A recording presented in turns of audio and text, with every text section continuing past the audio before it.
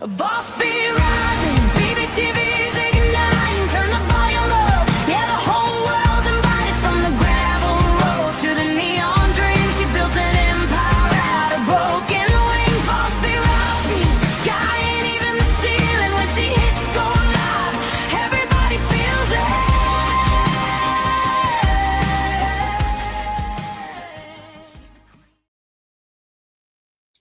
All right, welcome back. Jukebox Journey. It's Saturday night, and if y'all are as boring as I am, you're here with me tonight, right? So, Jukebox Journey is where we don't run discographies, we don't rank hits, and we don't do nostalgia tours. This is the show where we trace human connections.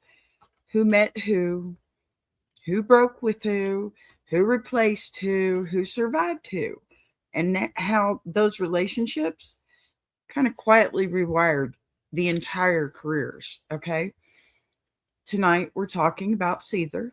I promised that last week. It is definitely a Seether night. And full disclosure, before we even get started, yes, I already like Sean Morgan because, yeah, it's more than average. Okay. I'm a Morgan too. That's the way it goes. So clearly, I'm biased towards people who survive chaos and keep rebuilding, as does a Morgan. That's just science. Now, Seether's story isn't about one explosion moment, it's about relocation, fallout, rehab, replacements, producers stepping in, and a band repeatedly standing at the edge and deciding not to disappear. They didn't come out of Los Angeles or New York. They started in Pretoria, South Africa, under the name Saron Gas. Smart, cool name. So with Sean Morgan, bassist Dale Stewart, and drummer Dave Coho, three people trying to export a career from the other side of the world. And that distance, it really shaped everything because they had to be self-sufficient early with self-released recordings. And you know what? Constant local touring until the industry relationships in the US pulled them across continents into Wind Up Records. And it forced a rebrand as Seether. So that move didn't just change their name, it changed the pressure and the lineup shifts. Coho exited. Pat Callahan took the drummer seat. And suddenly, the chemistry that worked in Pretoria had to survive label expectations. Yeah. American touring schedules, right? And far more attention than they'd ever faced before. Then came another relationship that altered the public narrative entirely. Sean Morgan's involvement with Amy Lee from Evanescence. We know who she is, right? And when that collapsed, it spilled into statements, interviews, lyrics, rehab announcements, and long silences that fans tried to decode in real time.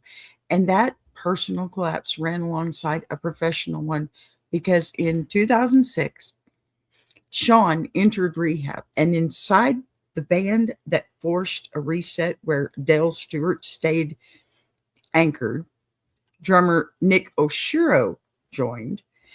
Let's see, management relationships shifted, touring plans were reconsidered, and the central question stopped being how big can this get and became, can this version of the band hold? Producer relationships became another pivot. When they worked with Brendan O'Brien, known for pushing artists hard, really hard in the studio, which introduced stricter discipline, an outside authority shaping the process. Later, guitarist Troy McLawhorn, yes, the same Troy, who had played with Evanescence, entered the lineup, adding an ironic layer to earlier history and for forcing professional coexistence with complicated context in the room. And drummer Johnny Humphrey eventually replaced Oshiro, continuing the pattern of structural rather than cosmetic changes that rebalanced touring chemistry and, you know what, created roles too. And maybe the biggest relationship shift of all wasn't between the two people, but between the band and its future. Because Sean Morgan's sobriety changed the operating system. Reliability replaced volatility. Tours stayed intact. Albums got finished. And the machine stopped threatening. And it wasn't going to collapse anymore. Mid-cycle. So tonight, that's the thread we're following, okay? Not how loud they were.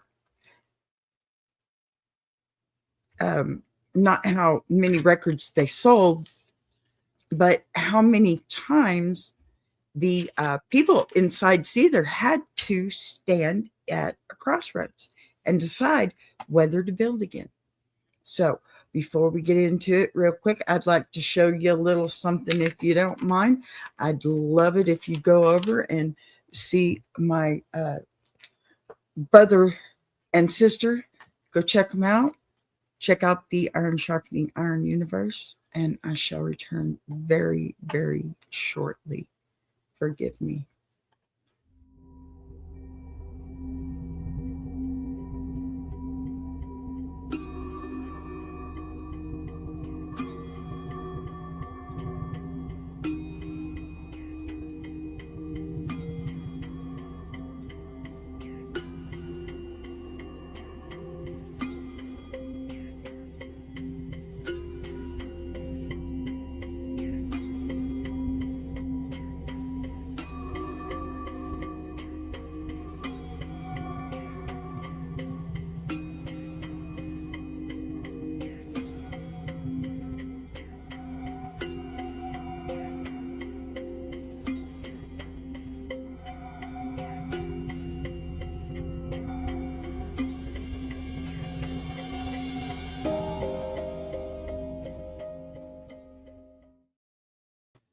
All right, now I'm back. Sorry about that. Okay, let's get into this. All right. Now, what I have here is a few things, and we are going to fix it up real quick. And over here, because I do have a video for this one. So, Seether's early years are a case study in how geography alone can shape destiny.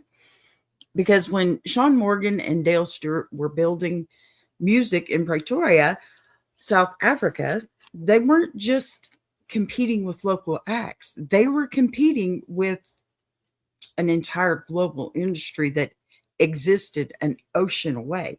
And that distance, it forced them into a DIY mentality much earlier than most bands who come up inside major U.S. cities. They recorded what they could afford. And forgive me, hello, Plus Sister. And hello, Madison.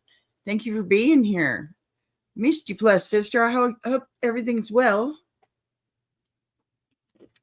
Oh, I'm having issues with internet, so I'm just trying to make sure everything's together. Pardon me. We are having quite a storm right now. It's nothing but ice, of course, which is worse because, snow, of course, it accumulates, but ice, it breaks. Go figure. So if I cut out, you understand, please, that I am having some really bad weather. I am in the heart of Texas right now, north central Texas, and we're getting it good. Okay. So, they recorded what they could afford, right? They distributed their own material toured relentlessly inside a relatively small national circuit, and then they uh,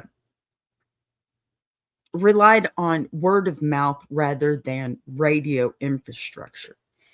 So that environment made or personal relationships inside the group unusually intense, because when you are thousands of miles from the center of power, your bandmates aren't just creative partners. They are your transportation, your marketing department, your booking agents, and sometimes your housing, which is why the original Sarin Gas lineup functioned more like a survival unit than a traditional rock group. But even in that early stage, the first fractured lines were already forming around ambition and stress, because Sean Morgan was, well, openly determined to leave South Africa and break into the American market, while other members were still weighing whether that kind of relocation was realistic or even desirable. And those conversations weren't hypothetical. Pardon me. They were tied to visas and money and family pressure and the simple fear of uprooting an entire life for a gamble. And that tension, it sits underneath the story long before any label deal ever appears. One of the lesser talked about details from that era is how deliberately the group studied the American rock system from, well, afar, not just sonically, but operationally, tracking which producers mattered the most. So, how radio worked and which labels were willing to gamble on overseas acts, which I can probably guess is probably not many. And, that research eventually paid off when their early recordings circulated beyond South Africa and landed in the hands of industry intermediaries connected to Wind Up Records. But the path there wasn't a straight shot. It involved months of uncertainty, relocation conversations that dragged on without contracts, and a name that suddenly became a problem, because sarin gas was not something a US label wanted to market in the post 9/11 environment. So, forcing the group into a rebrand that felt externally, I guess, imposed rather than organically chosen, and becoming Seether was not just cosmetic, it was symbolic of how much control they were already ceding in exchange for access, a trade off, okay, that would echo repeatedly later in their career. When the band finally moved to the United States, the stress, it multiplied, or rather than disappear. So, because new relationships entered the picture pretty much immediately, managers, label executives, producers, visa attorneys, and each of those connections carried authority over the group's future. That influx of voices, it changed internal dynamics overnight. Suddenly, decisions that used to be made in a rehearsal were now, I guess, filtered through conference calls and marketing departments. And for drummer David Coho, that shift coined with his exit from the brand, a moment that often gets summarized quickly in histories, but represented the first time that the original survival unit broke apart under industry pressure. And replacing a founding member at that stage isn't just a personal swap. It forces the remaining members to ask, whether versions of the group that got them across the ocean still exist, or whether they've already become something entirely different, something else. So Pat Callahan stepping in on drums marks the beginning of, pardon me, Seether operating in a state of ongoing adaptation. And what made that difficult was, you know what? They were adapting in public under label timeless or timelines and tour schedules that just left little room for slow internal healing. And that pace created an environment where personal stress could hide itself its pardon me, inside professional productivity for a while. Every time it starts kicking up behind me, I'm starting to think, oh, my pipes, oh, my pipes. It's the only thing I'm worried about right now in this mess. What do you think it is? You mean the video or behind that? Bacon sausage? Wow. Thanks, JC. Glad to have you. All right. There you go. I'm here. Because as long as shows were happening and records were finished, underlying problems, they could postpone rather than solve. And that postponement culture is one of the quiet threads that runs through the band's next few years because it's it set up a pattern where crises didn't erupt suddenly, they kind of accumulate, right? And Sean Morgan's struggles with alcohol and drugs grew in parallel with rising visibility, which meant that by the time fans noticed instability, the internal circle had been negotiating around it for far longer. So, another detail that often gets overlooked is how isolated the band still felt, even after making it into the US system, because they were foreigners navigating an industry with, different norms and accents and legal systems and expectations, which reinforced dependence on managers and label staff who could translate that world for them. And that dependency is a double edged sword. It provides access, but also reduces autonomy. And inside Seether, it sharpened debates about who should be trusted and whose advice carried the most weight, especially when commercial goals, I guess, conflicted with personal well being. Those debates laid the groundwork for later confrontations when Sean eventually entered rehab in 2006 because that decision did not come out of nowhere.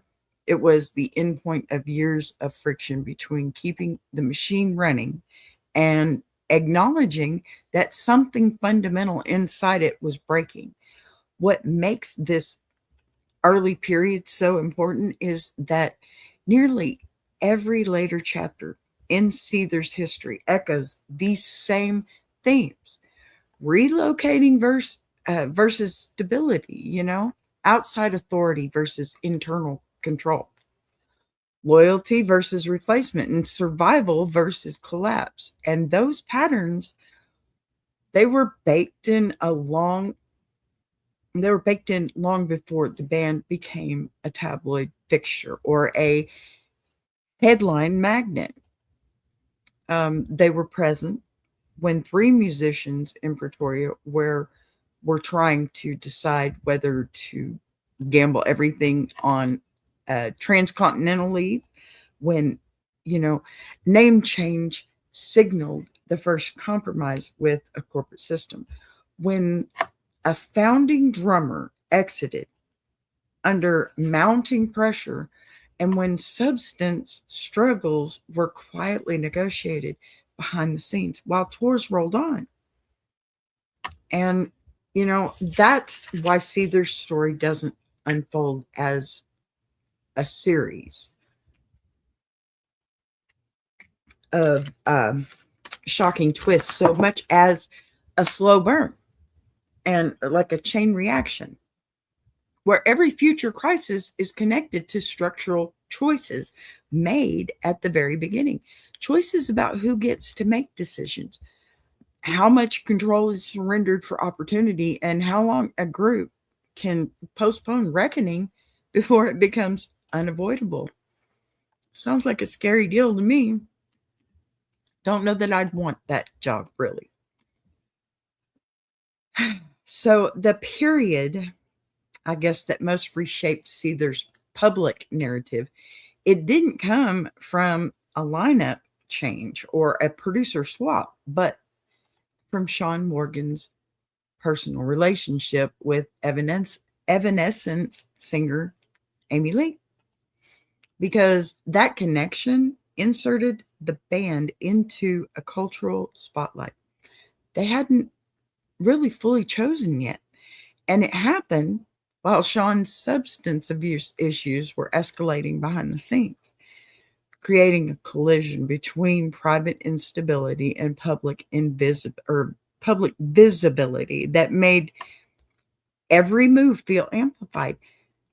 What often gets simplified later is how intertwined those two tracks really were, because the relationship breakdown didn't just happen and then rehab followed.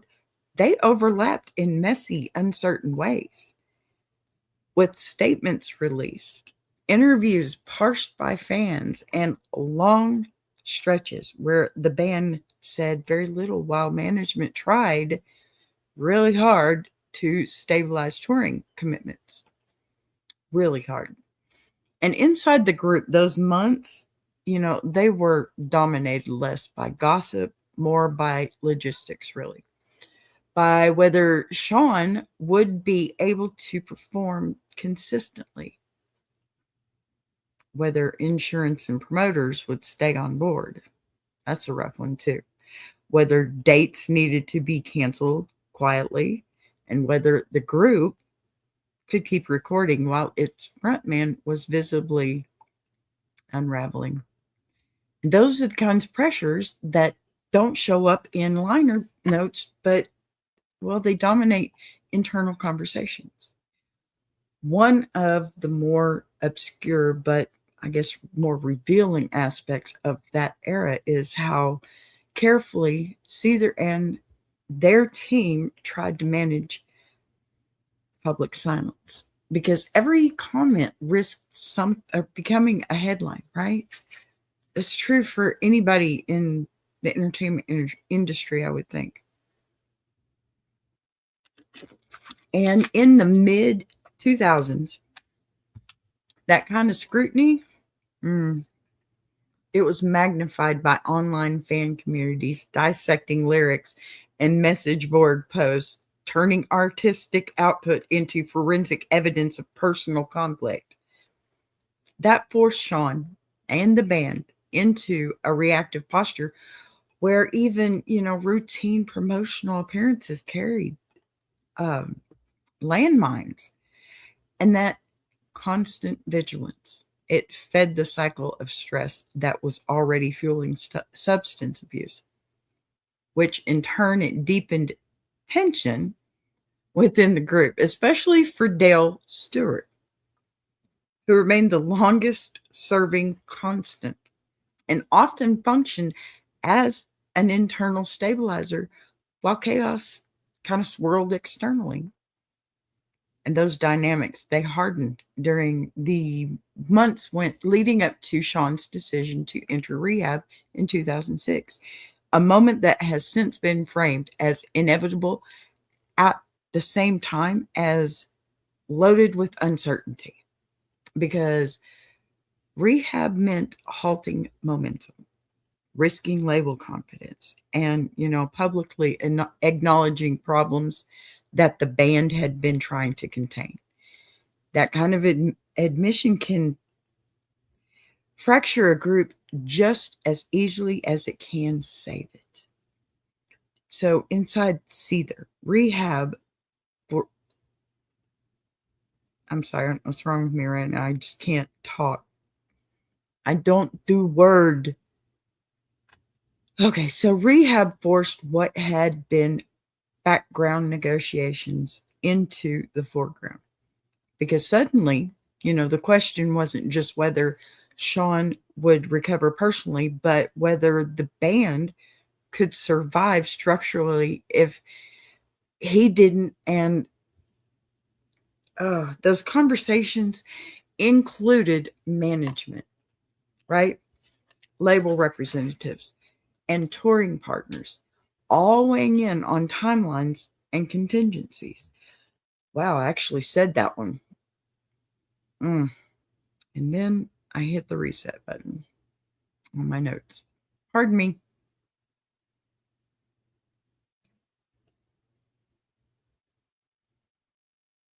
Oh, yep, this is going to be one of those nights, I guess.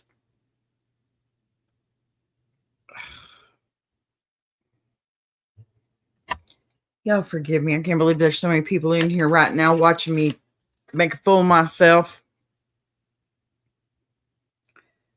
Okay.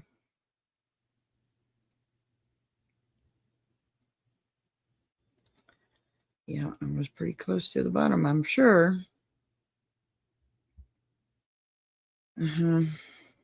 Please forgive me. Don't leave. I'm not crazy. I'm just lost. Okay, so almost there. Come on.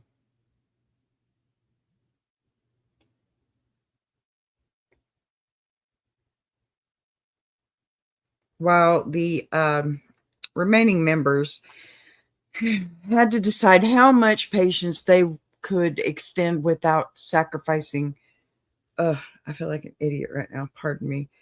Their own careers and drummer Nick Oshiro's presence during this period becomes important not just as a lineup note, but as part of the band's attempt to maintain maintain continuity. I can't talk. I don't get it. There goes everybody. While everything else felt unstable. I'm ruining this one. Sorry, y'all. And that continuity was fragile because it relied on hope that Sean would return ready to work in a healthier way. A hope that wasn't guaranteed at the time.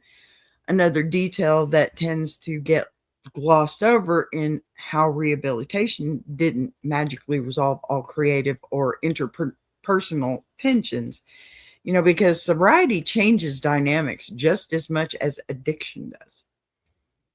Shifting power balances, communication patterns, and expectations. And that adjustment period, it required renegotiation across the board, from rehearsal discipline to touring routines to how conflict was handled inside the group. And those renegotiations, they coincided with lingering fallout from the Evanescence connection, which meant that, professional interactions in the wider rock community now carried a personal history that couldn't simply be erased, adding a layer of complexity to future collaborations and lineup. It moves,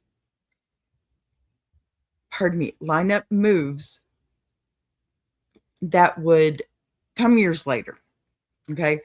What makes this phase so pivotal is that it created a fork in the road where Seether could easily have stalled out permanently. I mean, boom, gone. Because plenty of bands don't survive that. Not that combination of addiction crisis, romantic fallout, and public scrutiny, especially when it all unfolds. Um, while a career is still climbing rather than safely established. And the fact that Seether continued forward after 2006, it wasn't automatic. It was the result of a series of decisions to recommit, restructure and accept outside oversight in ways that hadn't been before. And that willingness to accept discipline from producers and managers and internal rules becomes the through line of their next chapter, which is where we start seeing the group trade volatility for longevity, even if that trade comes with its own tensions. Okay. Oh my goodness.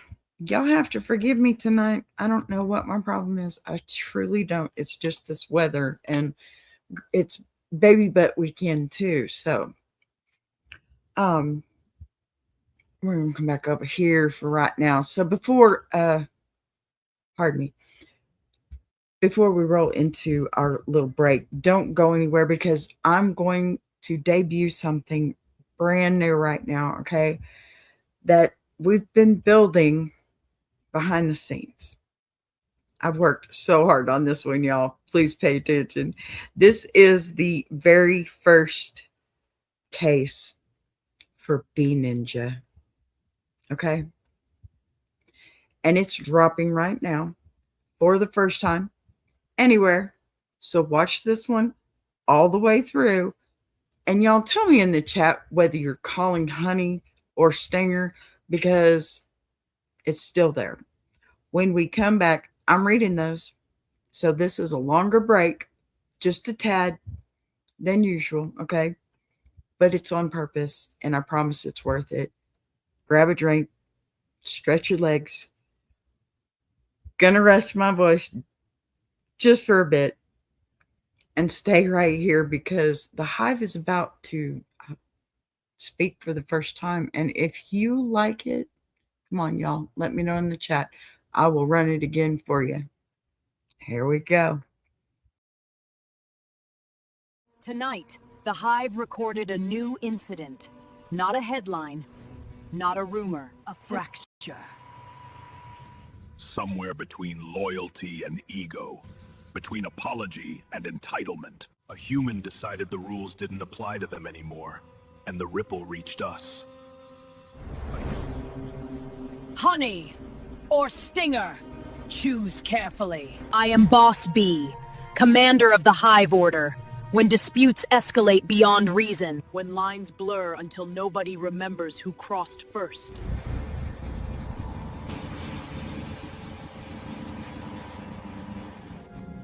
Here is the case. A man borrowed something important from a friend. Not a car, not a jacket, but access. A password.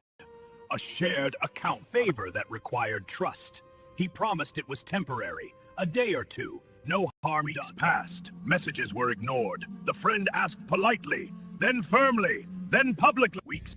The borrower finally replied, offended. And that is where this stopped being about access and became about respect. Because borrowing without returning is theft in slow motion. And dismissing concern is not defense. It is escalation. So I asked the Hive, was this honey? Or did it earn the stinger? Let's examine. Honey or Stinger? Choose carefully. The friend didn't explode, didn't threaten, didn't smear. They asked, repeatedly. The borrower? They benefited. They delayed, they minimized, and when confronted, they flipped the narrative. Return what you borrowed, immediately. Apologize without qualifications. No but, you made me, it wasn't a big deal. Ownership is not humiliation, it is repair. And if you were the friend, you are not wrong for Respect boundaries are not aggression. They are maintenance. This case is closed. Because next time, the consequence being a warning. More files are coming. More agents are being New ninjas will reveal themselves, and every story will face the same question, Honey or Stinger? Honey or Stinger? Choose carefully.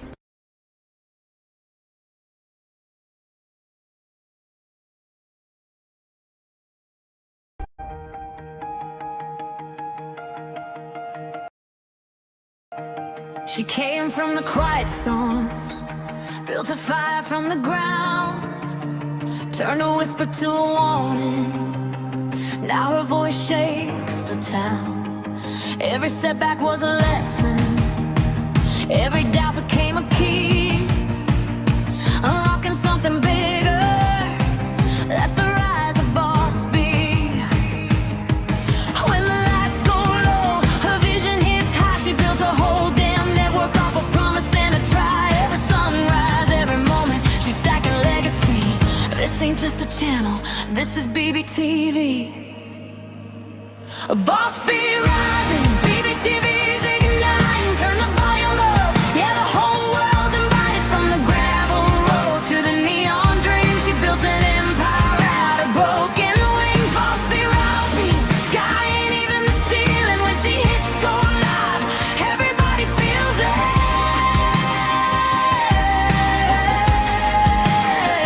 She's the queen of the comeback, the storm in the stream, crafting stories out of heartbeats, making visions out of dreams. Got thunder in the hustle, got a voice that cuts clean. Every mic she touches turns the power unseen. So let further spin the numbers, let the views rise slow or fast. Boss B doesn't measure wins by echoes of the past. This moment is a pivot, this season's history. Bow down to the founder of the BBTV dynasty. Boss B rising, BBTV's igniting. Turn the volume up, yeah, the whole world's invited. From the gravel roads to the neon dream, she built an empire out of broken wings. Boss B rising, sky ain't even the ceiling. When she hits go live, everybody feels it.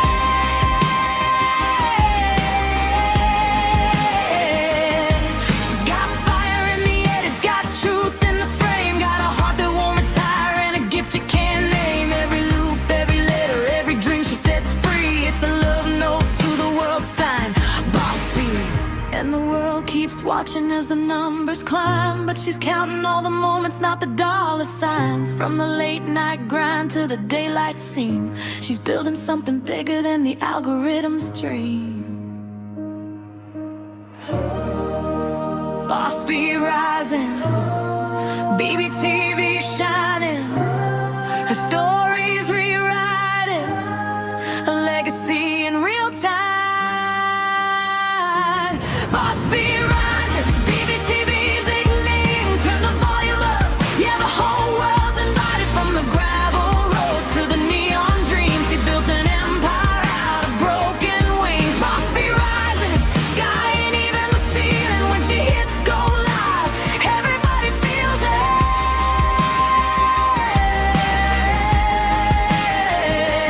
BBTV, where the stories breathe. BBTV, where the dreamers believe. Boss B rising, watch her take her place. This is BBTV,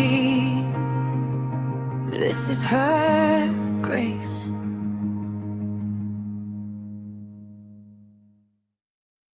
Join Boss B for Ask a Bee Monday through Friday, 12 noon Central Standard Time and Jukebox Journey every Saturday, 8 p.m. Central Standard Time.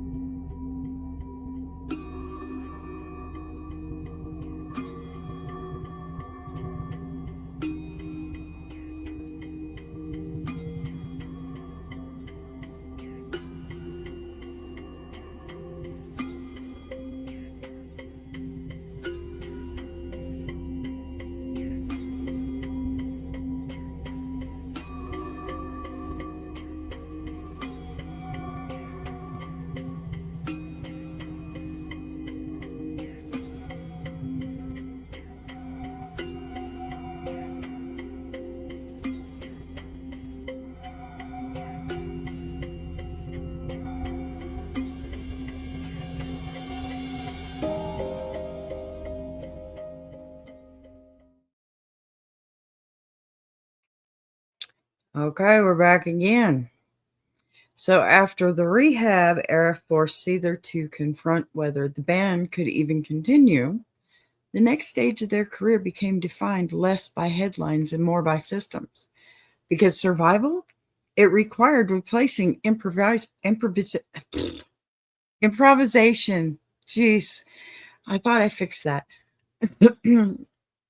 My motherboard's fractured. One of the most consequential relationships in that process was with Brendan O'Brien, the producer, whose reputation for demanding clarity, preparation, and accountability inside the studio effectively inserted a new authority figure into Seether's creative ecosystem. And that mattered because Sean Morgan had previously operated in environments where chaos and momentum could coexist for long stretches. But O'Brien's approach, it really reduced the margin for disorder by insisting on rehearsed parts, deliberate arrangements, and performances that could hold up under microscopic scrutiny, which meant that recording sessions, they stopped being loosely controlled. Let me pull my video up. Sorry. So creative explosions and started functioning more like audits. And that shift altered power dynamics inside the band because a producer who can veto takes, restructure songs, or delay sessions until standards are met is not just shaping sound. They are shaping behavior. And inside Seether, that pressure, it really forced internal conversations about professionalism and punctuality. And you know what? Who carried responsibility when deadlines slipped? And those conversations were not abstract.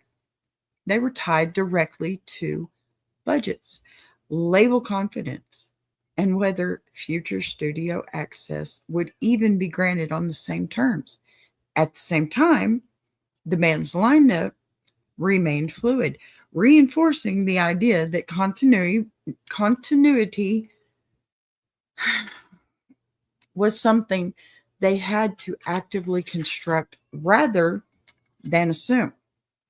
Because drummer Nick Oshiro eventually departed and was replaced by John Humphrey, as I mentioned before, a move that often gets summarized in a sentence, but carried major implications for touring rhythm and rehearsal culture.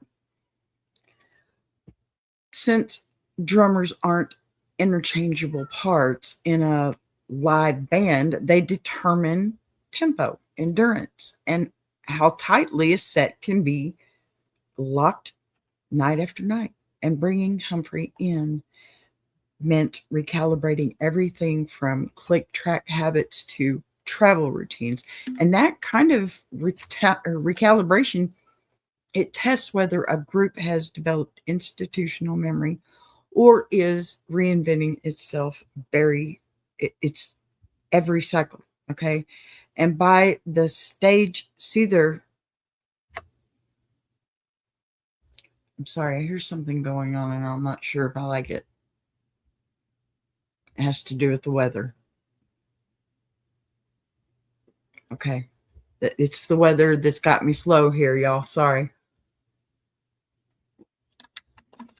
So Seether was learning how to codify processes, right?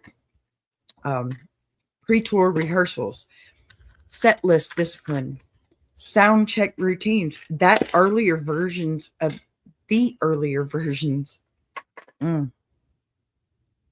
I don't, if y'all want to leave, go, because I'm just ruining this. That earlier version of the band had treated more casually. Okay. One of the most quietly ironic relationships turns in this entire story arrived with guitarist Troy McLaughlin. joining the lineup after his time with Evanescence, because that wasn't just a hiring decision. It was a professional collision with unresolved history still floating in the air. And what makes that noteworthy isn't tabloid drama, okay, so much as the level of maturity required to operate effectively in that situation. Because touring is an enclosed ecosystem where grudges can't be compartmentalized forever, okay? I guess they can, but not forever. And Seether choosing the move forward with McLaughlin, it signaled a shift towards pragmatism over emotion. Sorry. Towards treating personal history as background noise rather than governing principle. And that was a meaningful evolution for a group that had once been destabilized by romantic and interpersonal fallout spilling into public view. And it suggests that by this phase, Sean and the rest of the band were consciously trying to build an environment where professionalism overrode narrative. Even when the narrative was unavoidable, another under-discussed element of this period is how management strategies evolved in parallel with creative ones. Because the people advising Seether after 2006 were no longer simply chasing growth curves. They were focused on durability, insurance, and long-term scheduling, reliability, which translates into fewer impulsive tour additions, more deliberate release cycles, and contingency planning that assumed disruption was possible rather than exceptional. And that institutional shift is often invisible to fans, but fundamental to why some bands age out of chaos and others disappear. Because it replaces heroic last-minute rescues with systems designed to prevent crisis from reaching that stage at all. And that operational maturity, it fed back into the internal trust. Since band members are more willing to recommit, they believe the infrastructure around them won't collapse the moment something goes wrong. Sean Morgan's sobriety, it remains central to all of this. Not just as personal victory, but as the access around which these new systems could actually function, because accountability frameworks only work if the people inside them are willing to participate. And sobriety altered how Sean engaged with producers, managers, and bandmates, shifting negotiations from damage control towards long-term planning. And that change allowed Seether to stop operating in emergency mode and start thinking in multi-year arcs again. And subtle but enormous psychological pivot that affects everything from songwriting, timelines to whether younger members feel safe hitching their futures to a project. What emerges is a version of Seether that looks less romantic but far more resilient. A band that had learned through repeated near collapses that, raw chemistry alone isn't enough to sustain a career, and that survival at scale requires accepting outside discipline, tolerating awkward professional overlaps, and rebuilding internal chemistry every time a new member enters the room. And that recalibration process, new drummer, new guitarist, stricter producer, more cautious management, it created a machine designed not for explosive growth, but for longevity, which is why the later years of Seether feel steadier on the surface, even though the path to that stability was paved with uncomfortable decisions about control and trust, and whether the people involved were willing to trade some spontaneity for the ability to keep going at all. I think that's a pretty good question. All right, that's where we're going to leave Seether tonight. Pardon me, not with a headline or a chart position, but with the long view of how a band survives itself through relationships and replacements, discipline, people choosing to keep showing up when it would be easier to walk away. And after all the problems I've had tonight, and sorry, my anxiety is up, so it makes me stutter and all this other kinds of stuff. Y'all have to forgive me, but I thank you for being here. I truly, truly appreciate you.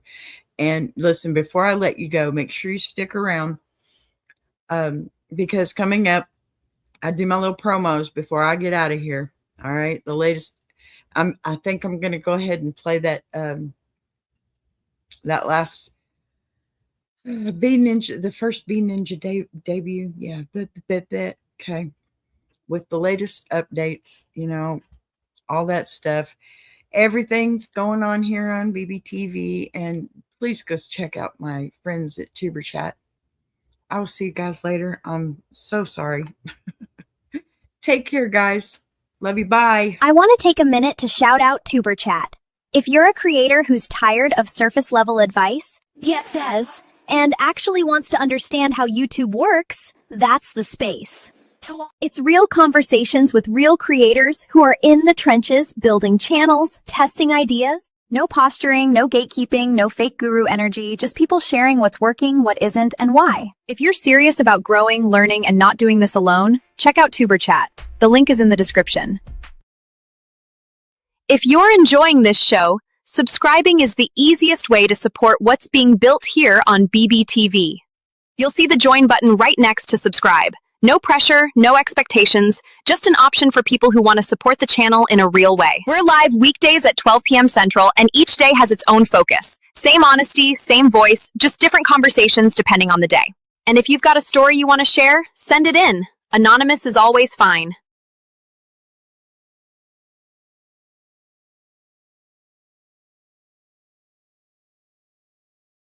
Tonight, the Hive recorded a new incident. Not a headline, not a rumor, a fracture. Somewhere between loyalty and ego, between apology and entitlement, a human decided the rules didn't apply to them anymore, and the ripple reached us.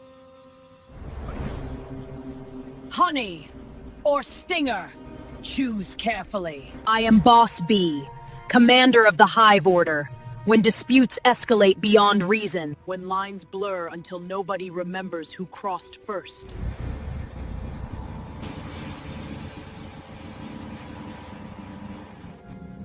Here is the case.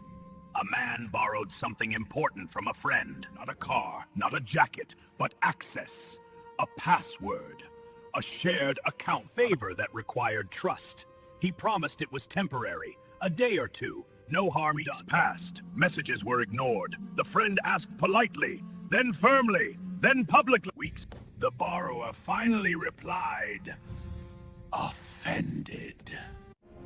And that is where this stopped being about access and became about respect. Because borrowing without returning is theft in slow motion. And dismissing concern is not defense. It is escalation. So I asked the Hive, was this honey? Or did it earn the stinger? Let's examine. Honey or Stinger? Choose carefully. The friend didn't explode, didn't threaten, didn't smear. They asked, repeatedly. Borrower? They benefited. They delayed. They minimized. And when confronted, they flipped the narrative. Return what you borrowed immediately. Apologize without qualifications. No but, you made me, it wasn't a big deal. Ownership is not humiliation, it is repair. And if you were the friend, you are not wrong for respect. Boundaries are not aggression. They are maintenance. This case is closed. Because next time, the consequence being a warning. More files are coming. More agents are being New ninjas will reveal themselves, and every story will face the same question, honey or stinger. Honey or stinger? Choose carefully.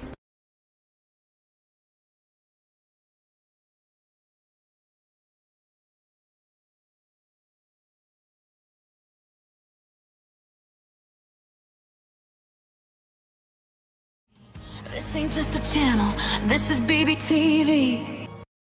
A boss be rising, BBTV.